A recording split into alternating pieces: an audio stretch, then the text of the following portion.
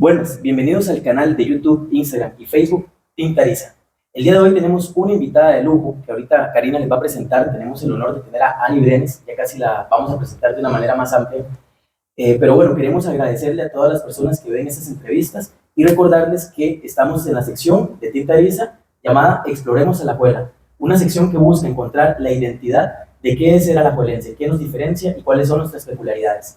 Pero bueno, los dejo con Karina para que presente a Annie Brenes.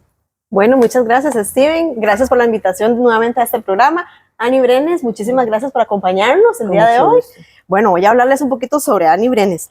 Annie Brenes Herrera, madre, maestra, abuela y escritora de cuentos, canciones y poemas para niños de todos los tamaños y colores.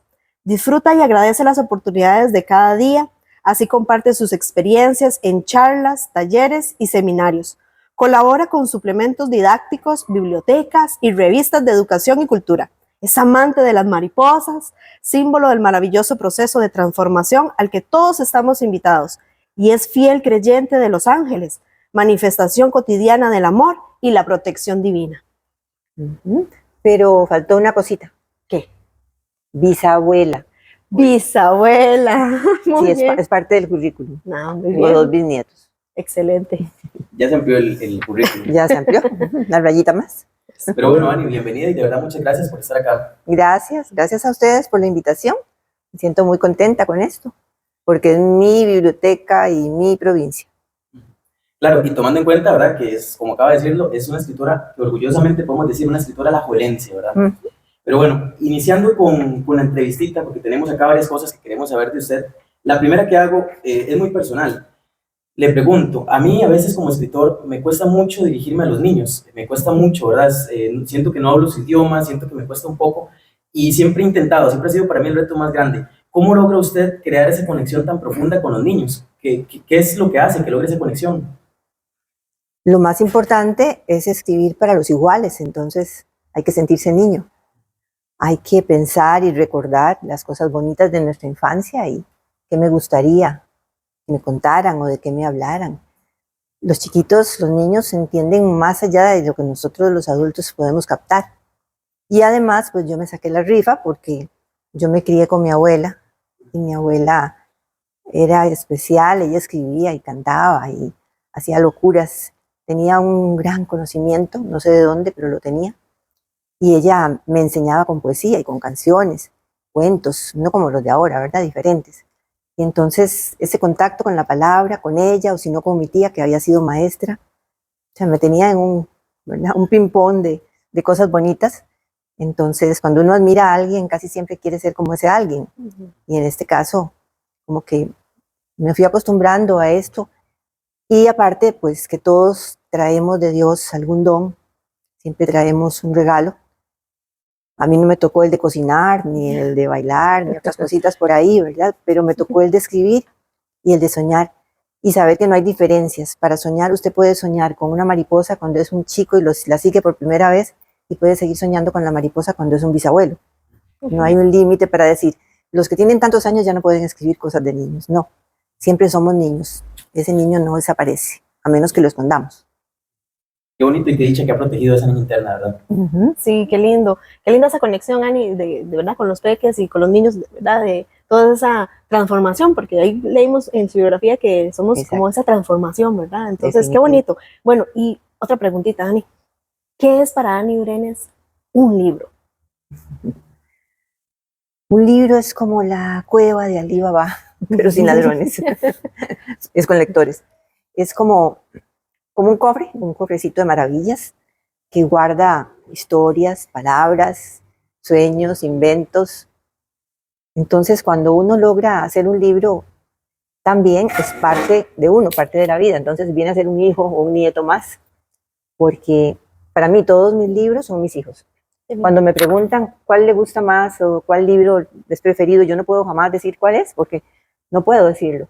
Me acuerdo dónde escribí cada uno y por qué razón lo escribí, qué hay ahí, de quién me acuerdo.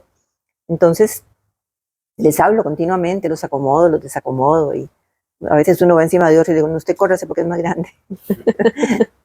Yo creo que hay una parte en mí que todavía no ha desaparecido, esto del asombro y el creer en el que las cosas tienen vida. Por alguna razón están hasta una mesa, una silla. Y así trabajé, tuve la dicha de trabajar con mis estudiantes poniendo en práctica todas estas cosas en las que creía. Y como dije antes, no es que uno tiene un momento en que dice, bueno, ya cumpliste tantos años, ya no puede ser así. No, cumpliste 10, cumpliste 50, cumpliste 60 y podés darle gracias a la lavadora porque lavaste, ¿por qué no?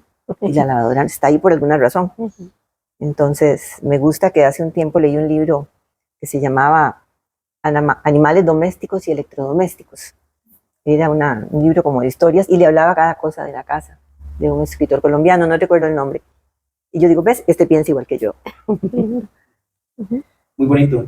Por acá, en sus cuentos he notado una profunda conexión con la naturaleza. Y me da curiosidad, ¿desde dónde viene ese vínculo, esa conexión que tiene con la naturaleza?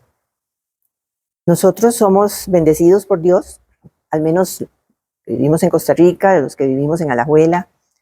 Yo tengo muchos años, entonces he tenido la oportunidad de vivir etapas diferentes. Entonces, mi casa con mi abuela era una casa de patio grande, una casa con chayoteras, con palos de mango, con acequia. Entonces, imagínense, ¿verdad? Teníamos hasta, según nosotros, ese era el mar. Y además, los juegos eran al aire libre. Entonces, esa relación, ese contacto de los niños, de los primos, de los amiguitos, con la naturaleza constantemente, definitivamente que te hace sentir más. No te decían, ay chiquito, usted se quedito, vaya a prender la tele. No, váyase para el patio. Era otra cosa. Y ahí encontrábamos de todo, hacíamos de todo. Entonces nos sentíamos parte de todo eso, ¿verdad? Y aparte de eso, pues como repito, las enseñanzas de mi abuela, ella no perdía la oportunidad de buscarle la forma a la nube, o de decir que el aguacero, que por qué llovía así, que por qué llovía así, que porque antes era muy marcado, ¿verdad? Los asuntos del clima, ya sabemos que ahora pues se nos hizo un desorden, pero antes lindísimo esperar, que ya sabíamos cuándo iba a llover, nos encantaba que hubiera ese día un temporal, qué lindo era, y si venía un aguacero, ojalá no llevar sombrilla, de todos esos fenómenos, ¿verdad? Ahora dicen, no, pues se moja porque se refría. Antes era lindísimo venirse chapoteando. Otras épocas, otros tiempos, otras conductas, pero eso me metió muchísimo en la naturaleza. Entonces yo voy a contar algo que me hace mucha gracia. Yo tengo mucha relación con los animales, hablo con las hormigas, de vez en cuando se me va el zapato, ¿verdad? No he podido tener una relación cordial con los zancudos, pero en general con los animales. En mi barrio hay muchos perros, casi todo el mundo tiene 1, 2 y hasta 4 perros. Entonces un día se me ocurrió, como ese era mi mundo, hacer un poema que se llamaba Todos los perros del mundo. Okay. Y empecé a hacer el poema, bueno, quedó muy divertido, mencioné los nombres de todos los perros, incluso después los que fueron muriendo. Y bueno, regalé el poema a los vecinos. Y hace rato fue eso, pero todavía ahora yo me encuentro una señora que salió a caminar su perro y yo comento, mira, allá va Bruno, mira, allá va el otro, allá va Zeus. Y mi esposo me pregunta, ¿y cómo se llama la señora? Le digo, ay, yo no sé. Yo no sé, yo me sé el nombre del perro, pero el de la señora todavía no, ¿verdad? Entonces como que me da más, no es que no quiera a la gente, pero me llama más la atención saber que puedo saludar al perro y que el perro hasta me hace así. Entonces, y ahí voy, regaño a los gatos o arremedo a los pajaritos. Y esto no es que esté media chiflada, ¿no? Entonces ya mis nietos también, y bueno, próximamente mis bisnietos, que ahora están muy pequeñitos, yo sé que van a andar con las loqueras del abuelo, pero en el buen sentido de la palabra.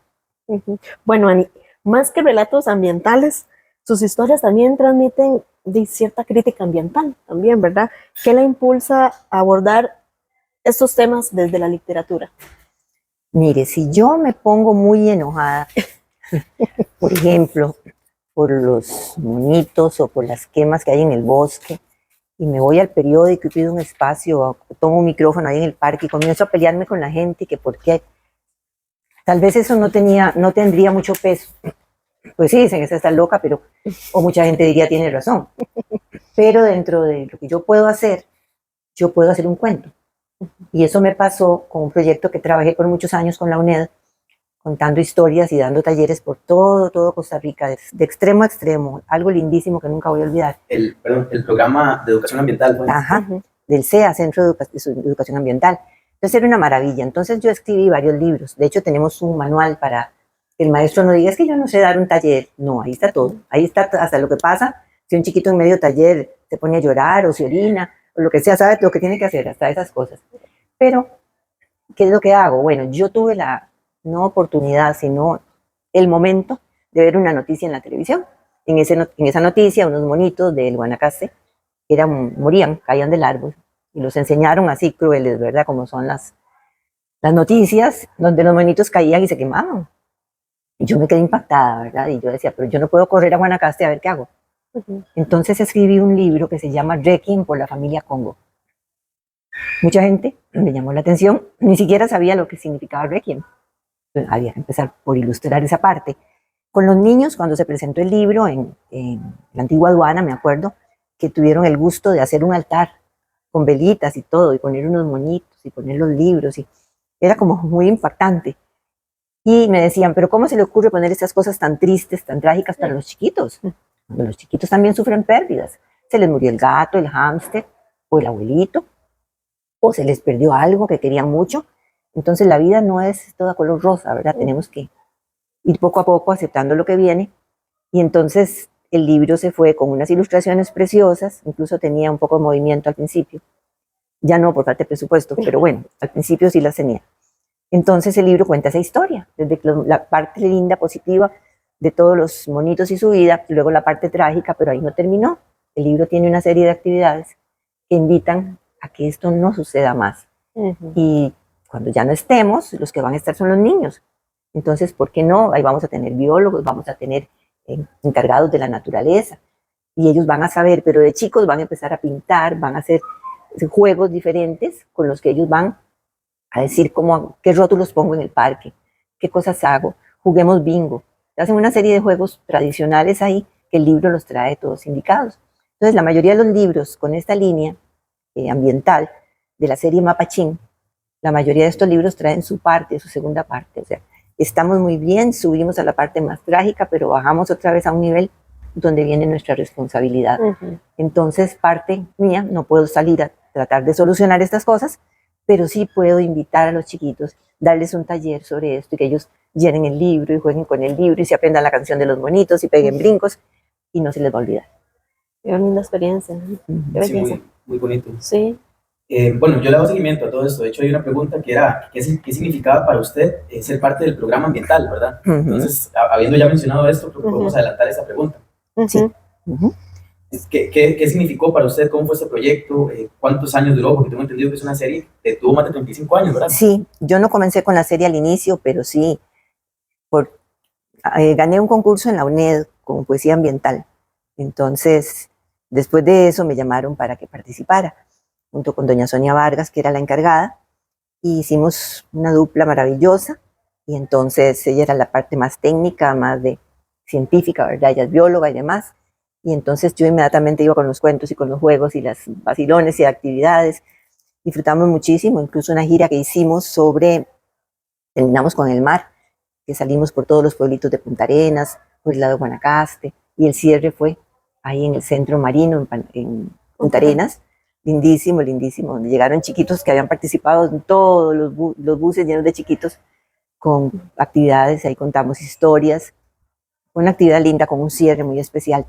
Y lógicamente que yo no me sentía como la que estaba haciendo las cosas, sino yo me sentía como parte de todos ellos, porque en un proceso de salvamento, por decir así, de lo que nos queda del planeta, todos somos parte. No los grandes, ni los medianos, ni los de cierta clase social o los de abajo, no. Todos. Entonces, se sabe que los niños también vienen de todos lugares y también de Puriscal, ¿verdad? Entonces, todos involucrados. Y los chiquillos siempre cuentan en la casa algo. Entonces, para mí fue un gusto, una satisfacción, realmente lo extraño, pero bueno, a veces la vida dice, no, mijita, hasta aquí, ya no más carrera ni encaramarse en todo lado. Entonces ahí estoy tranquila, a ver qué viene, así, esperando a ver qué me va a llegar. ¿Ya me llegó esta entrevista? Muy bien. Sí. Bueno, tengo entendido que lleva más de 35 años de carrera. ¿Cómo describiría esta vida dedicada a las letras? Bueno, es algo muy lindo, es algo que no es como una profesión para la que uno se prepara. Como dije hace un rato, tenemos un talento para algo, entonces lo importante es descubrirlo y decirle, Señor, ¿para qué sirvo, verdad? ¿Para qué estoy en este planeta? ¿Cuál es tu voluntad y cuál es la intención? Y yo lo descubrí desde muy chiquita con mi abuela, ¿verdad? Ahí, con mis pequeños poemas, con mis recitaciones en la iglesia, y me encantó. Tuve la dicha de tener maestras muy especiales, como la niña Elisa Aguilar de Tuel, y la escuela Bernardo Soto, que ella, bueno, si había antes decíamos veladas, digamos un acto cívico, algo, yo siempre decía, ¿quién tiene traje de Cristóbal Colón? Y yo siempre hacía así, aunque no tuviera, ¿verdad? Y mi abuela corría después a ver cómo inventaba aquello. Pero siempre me gustaba estar participando, mucho, mucho. O sea, ya estaba en ese camino, ¿verdad? Pero en realidad, por mucho tiempo dejé de escribir, y en algún momento, ya con mis hijos casi terminando la universidad, yo había dejado mi universidad estancada. Mi hija casi estaba graduándose y ella veía mis poemas y demás, y ella, uno de sus trabajos finales lo hizo basándose en unos poemas ambientales míos, por cierto, quedaron muy lindos. Y ella me insistió, ya cuando ella se graduó de la Universidad de Costa Rica, ella me decía, mami, ¿por qué usted no vuelve? Porque yo siempre decía que mi sueño era ser maestra, pero maestra pensionada. Porque mi tía era maestra pensionada y para mí era una profesión, como decir médico o ginecólogo, o decir ingeniero o arquitecto, maestra pensionada, ¿verdad? Sustantivo y adjetivo, según yo. Entonces yo quería ser maestra pensionada. Después me di cuenta que había que estudiar mucho y que había que hacer mucho, pero lo hice. Y mi hija insistió, yo no quería, tenía muchos años de estar lejos de la universidad, pero parecía que me estaban esperando, porque volví, todavía existía mi carnet y todas esas cosas, y empecé a dar las vueltas. Ingresé a la UCR y ahí me gradué, gracias a Dios. De una vez comencé a trabajar. En ese momento yo vivía en San José, entonces escuelas de San José, y ahí sí, ¿verdad? Me soltaron, porque entonces imagínense, tenía un público todos los días cautivo, y aprendí que yo podía enseñar con poesía, con cuento, con historias, entonces no solamente con los libros de texto. Mire, me regañaron, me hicieron boleta, me acusaron, que mi aula era un desorden, que aquí, que allá. Bueno, pero tengo alumnos destacadísimos al día de hoy en el área de las letras. De hecho, tengo un exalumno de la escuela Juan Rafael Meoño, y ahora es papá, está casado, que ganó el premio Carmen Lira también, igual que yo unos años antes. Entonces, tomarte una foto con un chiquillo que estaba en tu escuela, chiquillo, segundo, tercero, cuarto grado, y de pronto ver un señor de vestido entero recibiendo el premio Carmen Lira, o sea, se siente algo indescriptible. Y más cuando él empieza a contarme, ¿verdad? Cómo él aprendió de mí, cómo me seguía cuando yo iba para mi casa, a ver qué hacía yo cuando llegaba a la casa, y cómo inventaban historias sobre mí. Bueno, ahí estoy un pedacito en el libro. Entonces, así como esas, tengo muchas experiencias. Entonces, imagínense que yo no le he podido contar por años, le he podido contar por sueños, ¿verdad? Y por regalos, más bien. Y hay de todo, no es que la vida es toda color de rosa, porque también tengo alumnos que han muerto, tengo alumnos que han estado presos, y con ellos me he comunicado también. Uno tira las semillas, no sabe dónde van a caer y qué va a pasar. Pero en general ha sido una satisfacción grandísima. Y ahí seguimos, ¿verdad? Hacía días que yo no hacía estas cosas y ahora como que me están llegando. Bueno, sí, no estoy saliendo a contar cuentos ni a talleres o algo que me encanta, porque me encanta, pero con el dolor del alma tengo que guardar este año todavía. Voy así poquiticos. Ayer tuve una entrevista por Zoom, todavía sé manejar eso, con estudiantes de la universidad, que me gusta mucho, porque son lindas las preguntas que hacen, ¿verdad? Es que vamos a ser maestras y queremos esto y queremos el otro, entonces es muy bonito. Y muy orgullosa porque de mis libros, hay 11 libros de mi autoría que están en la lista de lecturas recomendadas del Ministerio de Educación. Entonces eso ha sido también un gran apoyo a este momento, sobre todo en que estoy como se dice, como un año sabático. Yo no sé, un año sabático suena como que solo los sábados, ¿verdad? Pero no, uno de esos. Pero me sentí muy contenta cuando el compañero me llamó y no podía decirle que no. Y es como es en su libro esa canción de vida, ¿verdad? Esa semillita nos deja en esta entrevista, la semillita que deja en otros espacios, y ahí va creciendo, ¿verdad? A mí me encanta ese libro, la canción de vida. Es muy linda, la canción de vida. Y ahora que mencionaba el MEP, en la lectura esta, que es la recomendación de lectura de sus textos, también le iba a hacer una pregunta. He visto que ha tenido un merecido apoyo, ya le dijo usted que por el MEP, pero también por editoriales como Club de Libros, con Evelyn Ugalde o la UNED, y me surge la curiosidad, ¿qué ha significado para usted ese apoyo de estas instituciones, de estas empresas también? Y si hay alguna otra que estemos dejando por fuera que sea importante reconocer ahora, ¿verdad? Esas instituciones que han apoyado su proceso. Sí, el hecho de publicar es como la parte más difícil, porque si presentas tu trabajo y no les gusta o no lo aceptan para publicación, viene la parte económica, entonces tienes que hacerlo personalmente y no es nada barato. Entonces sí he tenido el apoyo, bueno, el premio Carmen Lira lo gané con la editorial Costa Rica, con ellos también tengo 3 libros más publicados, también con la UNED, sí tengo, es con quien más tengo, tal vez 6, 7. Luego a nivel familiar he publicado otros con el apoyo de mi esposo, mi familia, con el ministerio, por ejemplo, la anitología, con una beca del Ministerio de Cultura, y ahí han ido saliendo, ¿verdad? Y con Club de Libros, que es con quien más he publicado.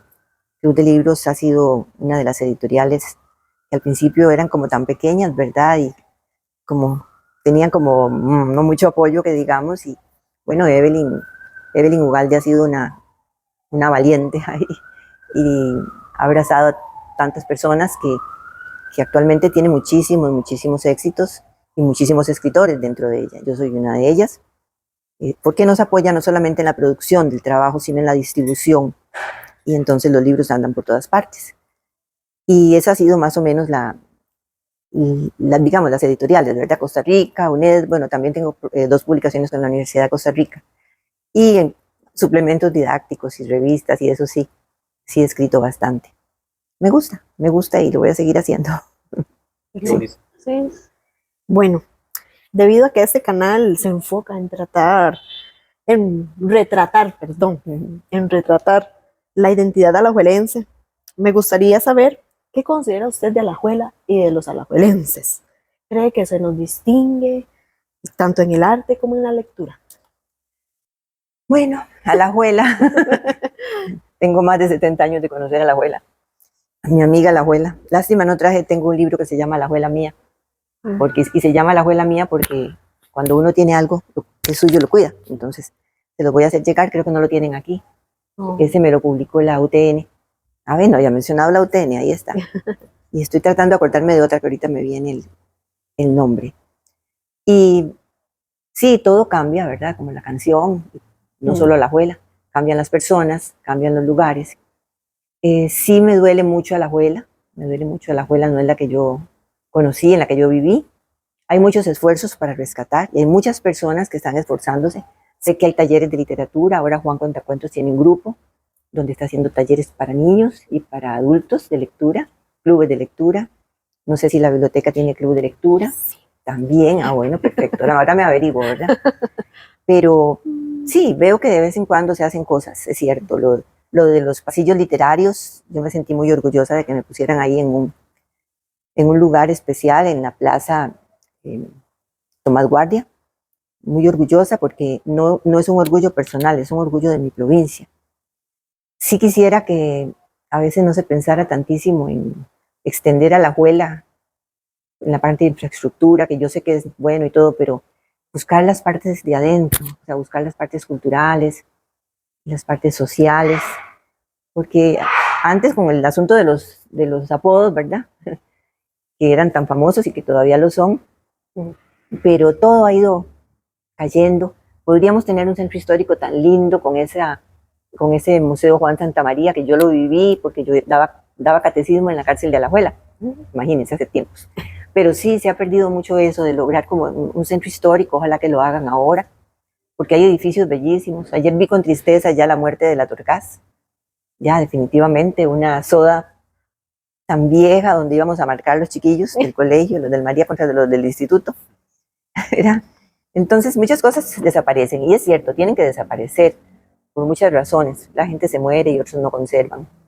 En el libro de la abuela mía hay una frase que dice que está dedicado a los alajuelenses de hoy, no, a los alajuelenses de ayer para que recuerden, a los alajuelenses de hoy para que conserven, y a los alajuelenses de mañana para que pregunten. Es muy bonito saber cómo era la Semana Santa, qué edificio había aquí, porque solo cosas de comida ahora, cuando había unas casas lindísimas que no tenían ninguna necesidad de ser botadas. O sea, cosas de ese tipo. Entonces, a veces me enojo, pero sola, porque hay algunas personas no puedes enfrentar, pero el modernismo, lo nuevo viene pero bueno, todavía se conservan cosas, todavía tenemos bibliotecas, yo sé que hay mucha tecnología, pero ojalá que el hábito de la lectura no fallezca, ¿verdad? No desaparezca, pero para eso necesitamos mucho apoyo de las familias, de leer, de no solamente el celular, la tele, sino que sentarnos. Un libro huele tan rico, aunque sea viejo, y marcarlo y todo eso es algo muy lindo. Yo ahora en esta época como de sabatina que le dije, ¿verdad? Estoy empezando a leer, no estoy escribiendo, estoy leyendo. Entonces voy buscando libritos y realmente me he sentido muy bien hasta con los infantiles. A veces leo los míos y me río sola. Listo, Dani, muchísimas gracias de verdad por toda esta sabiduría que nos comparte con sus palabras, con toda esta experiencia que nos comparte, ¿verdad? Tanto personalmente como para el colectivo Tinta Isa, que es, y bueno, para la Biblioteca Pública de La Juela. Entonces, de verdad, agradecerle montones el estar acá y compartirnos toda esta sabiduría que nos ha compartido hoy. Con mucho gusto, y yo no sé si las personas oyentes saben qué significa Tinta Eriza, porque cuando me dijiste el nombre así muy rápido, me sonó como un nombre raro, pero luego me pongo a pensar, Tinta Eriza. Nosotros somos los erizos, ¿verdad? Los descendientes de Juan, y a él se le decía el erizo, entonces eriza es como decir de la abuela, ¿verdad? Y la tinta, pues estamos refiriéndonos a la palabra, ¿verdad? Claro. Entonces me gusta el nombre. De hecho, me puso la piel de gallina que me descifrara nuestro logo, nuestro símbolo, ¿verdad? Sí. Sí, de hecho, bueno, invitar a la comunidad, ya que usted lo está mencionando, invitar a la comunidad de Alajuela. La Biblioteca Pública de Alajuela ofrece un espacio dirigido aquí por Steven Cubillo, ¿verdad? Se llama Tinta Eriza. Nos reunimos todos los miércoles a las 3 de la tarde. Cordialmente invitados, invitadas a participar. Pasamos un momento muy agradable, muy bonito, entonces les invitamos a venir a descubrir ese mundo de la literatura, ¿verdad? Que Ani Brenes nos está contando esas experiencias tan maravillosas, ¿verdad? Lo importante es dejar un legado, ¿verdad? Claro. Y dejar vuelvo a retomar lo de la semillita, ¿verdad? Dejar esa semillita en cada una de las personas para que pregunten, como dice usted, para que los de mañana preguntemos por todas estas experiencias, por todo esto que usted, pionera, nos deja, ¿verdad? Acá, como alajuelense. Claro, y yo creo que Dani, más que dejar solo la semillita, también dejó tierra fértil para que crezca. Sí. Pero bueno, agradecerles a todos los que están acá, los que nos acompañaron en esta entrevista, y también recordarles que nos apoyan mucho si le dan me gusta el video, si le dan compartir y si se suscriben a nuestros canales, Colectivo Tinta Isa. Muchísimas gracias y nos vemos en la próxima. Gracias a ustedes. Gracias.